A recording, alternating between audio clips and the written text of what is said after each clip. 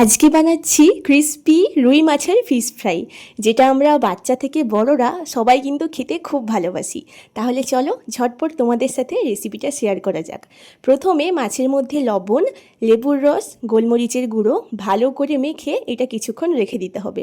একটা মশলা বানানোর জন্য মিক্সিং বলে নিয়ে নিয়েছি পেঁয়াজ কুচি, আদা রসুন, কাঁচা লঙ্কা, ধনে পাতা, রেগুলার লবণ, বিট লবণ, জিরে গুঁড়ো, গরম মশলা গুঁড়ো, চিনি, লেবুর রস, রিফাইন্ড অয়েল দিয়ে স্মুথ একটা পেস্ট বানিয়ে নেব।